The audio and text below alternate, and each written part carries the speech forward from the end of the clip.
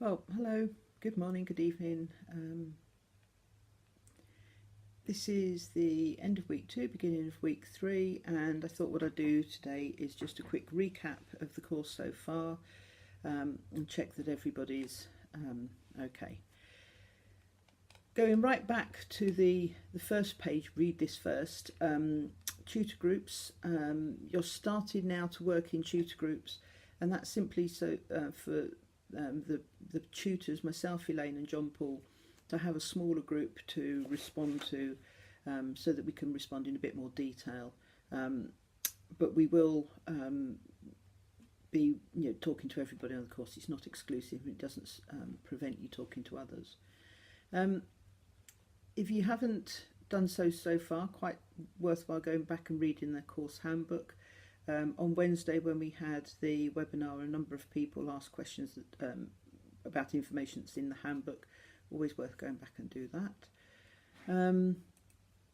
So then week 1, just going through the tasks that you should have done. The arrivals forum, we've had a couple of late joiners, but I think pretty much everybody was there. That was just a formality to know that you all arrived and okay. Then the online etiquette, time management quiz. So then task 1.5 was the portfolio element, the first portfolio element about roles and responsibilities, 500 words of your current roles and duties. If you've not done that, please go back and make sure that's posted, because that is a formal element of your portfolio and you need to have that in place. 1.6 was the reading activity, which was the first chapter in the set text about some introductory issues in academic development. And we asked you to post comments on that. We're not going to nag you if you haven't posted comments on any particular chapter, but the point of this is to develop a set of responses that will form elements of your portfolio. So it's worth keeping on top of all of that and making sure that you're keeping up to speed with the reading. Task 1.7 was your go-to text. And again, most people have done that, but not all. The reason we're asking you to do this is that we'll be referring back to these texts later on, but also challenging you to sort of, as you go through the course, think back about what's your previous thoughts, what you'd read about, whether those are changing, but also we'll be reusing some of those lists later on. And it will also, as we said, be really valuable when you get to the element in the portfolio which is around the seeder values. And then finally there was an opportunity to capture your own reflections. That's not shared, that's just for you. So again, keep on top of it because it's important for the development of your portfolio. And then finally the course feedback forum for week 1. Again, most people have done that. That's that. As we go on each week, hopefully any questions there are picked up. A few of you've made really sensible suggestions about things we might do differently in the future, and we appreciate that. Things that need changing during the course we'll do as well. But each week there's an opportunity for that task is the same one every week. So please post any feedback week by week. So on to last week.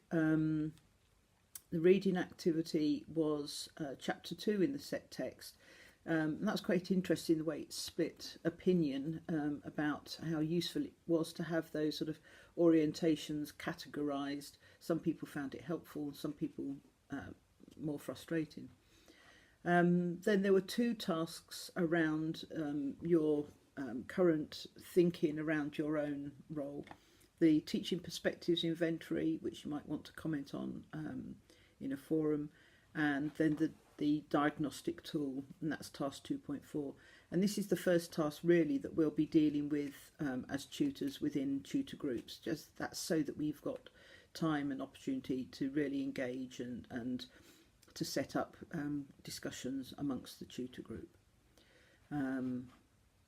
And then in the feedback, there's just one post in at the moment from Erica, which was about the webinar that we ran on Wednesday the 31st. Following that, I've decided rather than share the whole thing, I'm going to do a synopsis of the questions, queries, points that were made, and post that for you. And well done to Shika, who logged on at 4:52 in the morning from Fiji. That's real commitment to the course, so well done there. So looking ahead now to week 3, this podcast a bit longer, so what I'm going to do rather than a transcript of this podcast is to upload a sort of a checklist, just so that you're absolutely clear about what you need to have done so far. Task 3.2 is the reading activity, and this week it's chapter 13 from the set text. And what we'd like you to do there is to look at the 5 models proposed, which is grassroots, faculty-led, strategic, community building and research-based, and start to map out where you think you and your role are located within those 5 models. It may be entirely within one, or it may be more than one, because you have different roles and different responsibilities that sort of fit different descriptors. I'm reading that, and then the following articles into 3.3 about the challenges of managing change. Start to think about things that you've done, things that you found have worked, things that you found challenging in terms of change projects, because then you'll start to get some sort of sense of the sorts of things that you might want to refer to as your case studies. So the following tasks, 3.4 and 3.5, are all about giving you a sense of what sort of things might be covered in case studies, but more importantly, giving you a sense of the type of case study that will yield the right sort of information and evidence, because sometimes case studies are so enormous that you can't pin it all down, or too small that there's not enough there, or they're not yet completed, so you haven't got the evaluation phase, and it's important that all of those things are present for your case study.